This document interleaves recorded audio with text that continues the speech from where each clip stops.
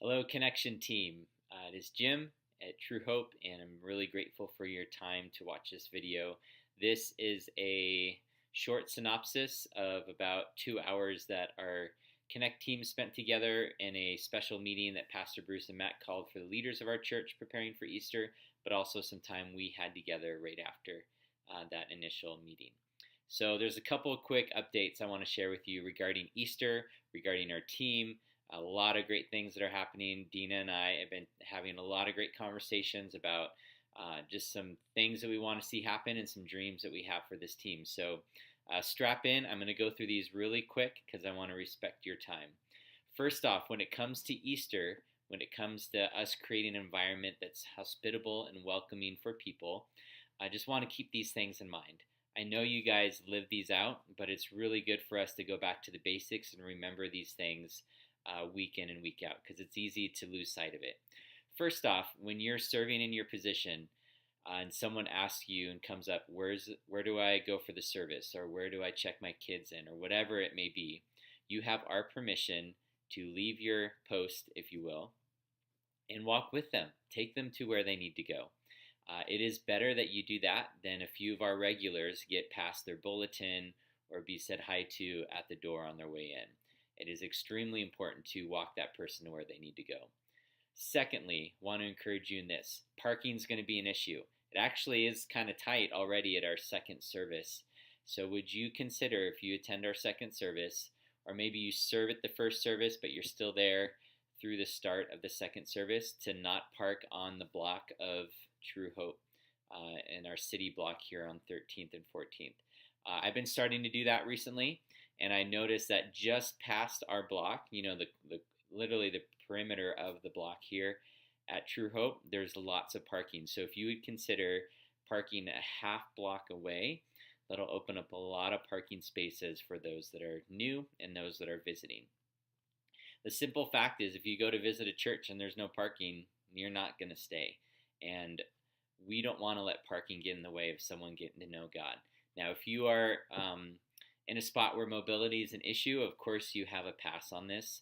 But for most of us, we have the ability to take a half walk, a half block walk, if you will. Okay, next one is about smiling. Smiling is so huge. I love that you all love to smile, but let us just continue to remember that even when we're not serving in our position. Maybe you are an usher and you're not responsible to serve at Easter time in April. Would you still consider smiling and being warm and friendly when you're not on your assignment? So make sure that smiling is a huge part of what we do. It's the first thing often that people notice about a church environment is if it's warm or not, and smiling communicates and helps a lot with that. The other thing is what we call the 3-minute rule. It's this idea that the first 3 minutes after service is over, that new first-time visitor will be leaving. But your friends, your family, those that you know here at the church, your tribe, if you will, they're going to stay around and connect with each other for at least 10-15 minutes. So we're asking that we would invest the first 3 minutes after service pursuing connection with those that are new that we don't recognize. And so I'm going to try my best to remind you guys of that and to keep you accountable to that. I'm actually just thinking of a conversation I had with one of you right after the service, and I should have said 3-minute rule. I'll talk to you in a little bit. So please keep that in mind. Also, it's really important for us to come prepared to worship on Sunday morning. That's something at times that I struggle with because I have a lot of to-dos in my head. I'm thinking through gaps or things that we need to fill. And so it's easy for me to not be in that spot of worship. But if we engage in worship as a part of the service, think how that speaks volumes to those that come and attend. That we're not just stiff and, what are we doing here? But man, God, we're so grateful that you're here this morning. We're embracing the music, we're singing, we're experiencing what God is doing that morning. And the more we do that, the more it helps a first-time visitor. Next, let's see. I already talked about parking, so yeah, that was good. So those are a couple of things for you to keep in mind as you move forward with Easter. All right, so I want to share a couple things with you that our team is going to be heading towards. Dean and I have been praying over. I've been seeking our leaders' advice on this, and they're very excited about this too.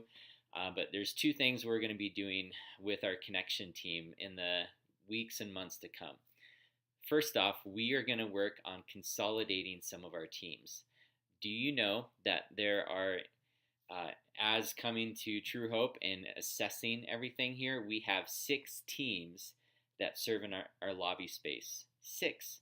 That's a lot of teams. I'm not going to go through them all right now, but what we are going to be doing to start is we're going to work on consolidating the greeting team, the Meet the Pastor team, and the Connection Center Info Bar team. We're going to consolidate them into one team. So here's what it's going to look like. And I've been talking with Cindy and Jerry about this. They're really excited. We're going to slowly work on having them become co-leaders with me of this team. And we're going to continue to build up some other greeters and Meet the Pastor folks to be co-leading this team with Cindy.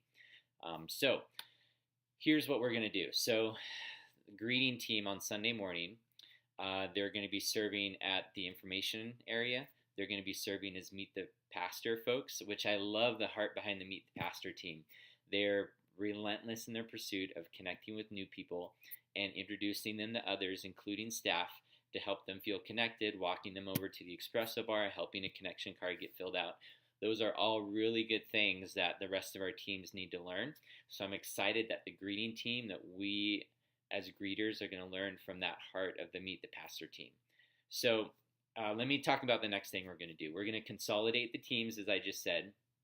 We're also going to do more cross-training. So if we have enough ushers on Sunday morning, but not enough greeters, in the future, I'm going to ask if an usher could go to a station where there's a door, maybe that doesn't have a greeter there, that usher would greet there if we have enough ushers in the sanctuary. Does that make sense? Another example might be the espresso bar. We have a very highly trained team there. It needs extra training. They don't trust me behind the espresso bar because I'm not very good at making coffee yet. Hopefully I'll learn more at some point, but let's say there's only one espresso bar individual behind the counter there, and it's our busiest service. We can pull a greeter, we can pull an usher, we can pull someone, maybe lower coffee bar person or something, to come up and be behind the counter to say hi to people and welcome them as they are coming to make their order, as they're filling out a Connect card, making some small chat with individuals, while that espresso bar member is not trying to do that and make a cup of coffee. Does that make sense?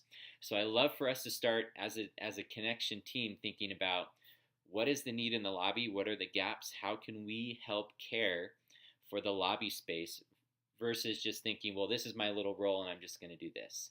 I think God's really going to work powerfully through that. And my passion is whatever area you're passionate about. If you're an usher and you like ushering, 75-80% of the time you are going to be ushering. Once in a while we will ask an usher, or we will ask a greeter to usher, whatever, and help fill in a role that there's that need. But a majority of the time we're going to make sure that that happens. Does that make sense? Let me make sure there's anything else. I think that was the main aspect there. So we're going to do some more cross training. We're going to consolidate our teams. Also, for Easter, we're going to prioritize 2 entrances that have not had a lot of attention. First one is the parking lot over by the office. That's a door that a lot of families go directly. It's a straight shot down to the basement. Those families can avoid all the sweets and treats for their little kids. My wife does this. She avoids the donuts and goes through that side door and goes down. And I know a lot of other families do that, but we don't have people greeting at that door, or even just right outside that door. So we're going to make that a priority, as well as our Washington Street, right next to 13th Street in Washington. We have an entrance there that doesn't have any greeting presence. But that's going to change for Easter, and that's going to take a little bit more commitment on our part to make sure that is filled. Okay, another thing, Julie Page, thank you. She put together a great sheet that has a lot of information on just kids ministries, student ministries, just different things like that. Questions you may get asked. I am attaching this document to the email that you get that has the link to this video. And so read up on that, and we're going to actually have copies at the Connect Center in case you get asked questions. Okay, Lastly, one more thing I want to share with you, and it's about, this is the last part of our team meeting that we spent together, is we spent time praying. And here's how I'd like to close this video, is to ask you at the end of this video, I don't know if you're at home or if you're listening at work or wherever, would you consider taking a few minutes to pray these prompts that we spent time praying over? We spent time talking about Hebrews 11 and how God rewards our faith, that faith is about believing in things we don't see. And let me read a little bit of it to you. Hebrews 11, now faith is confidence in what we hope for and assurance about what we do not see. And this is what the ancients, or those in the past, were commended for. And it goes on to talk about Abel and Enoch and Cain, and actually not Cain, and Noah, and commended them for their faith. And that is that chapter is called the Hall of Faith a lot of times in our church circles. And it goes on in verse 6 to say this: without faith it is impossible, not hardly possible, but it is impossible to please God without faith. Because anyone who comes to him must believe that he exists and that he rewards those who earnestly seek him. So here's the thing. I challenge the team, and I challenge you as well, to not think about Easter just being another Easter here at True Hope. God is doing some new things at True Hope. I don't know if you can see it and sense it, but I do, and I'm so excited for the movement of God that's happening within our church. And so it's time to take that movement of God out the side of the doors of our church too. So we're going to pray in faith this Easter, and that verse 6 talks about that he rewards those who seek him. And the reward that we want for Easter, the reward we want is that lives would be changed, that people would come and hear the gospel and commit their lives to him, or that someone would come and say, wow, this place is welcoming, it's warm, I feel safe here. I'm not having someone jump on my back for not looking like everybody else, or I clearly come from a broken place, but people get brokenness here, and I think this is a place that I can come to, and weeks and months go by and that person gives their life to Christ. Those are the rewards we want. So in closing, would you pray these things with me for Easter? That one, that we would get outside of our own agenda and be praying in faith for what God wants to do. Not what we expect him to do, but what he wants to do. And I think he wants to do more than we can ever ask or imagine. So pray for our leaders, for Pastor Matt, for Pastor Bruce, for Pastors Gail and Garrett leading worship. Pray for them, for their strength, their health, their inspiration, and their connection with God's Spirit. Pray that God would protect them and guard them in this time as they're preparing to lead our church in Easter. Pray for the volunteers and the folks that are helping make these services happen, like yourself. Pray that we would be inspired and have that faith to lead and to serve and to love those that come. Pray for Extravaganza and for this wonderful connect opportunity with our neighborhoods. There's going to be a lot of folks that are coming, and it's a bridge event where we're building bridges to our community that someday they will walk across that bridge and get connected to our church family and hear God's love for them. And then lastly, would you pray for the churches in this valley? Pray that God would use them, that he would bring new works in their lives like he's doing here, and that they would see a lot of exciting commitments and dedications to the Lord and receiving his love for them. So thank you so much for praying and taking a moment to do that. Again, pray for the staff, the volunteers, for Extravaganza, and for our local churches, that we would all experience spiritual revival this Easter. And this prayer is not coming from our eloquence, it's coming from faith that God can do this. He absolutely can. So pray that with me. Thank you again for listening to the summary. We love you so much, Dean and I do, and we're grateful to serve with you each and every week. Love you. Bye.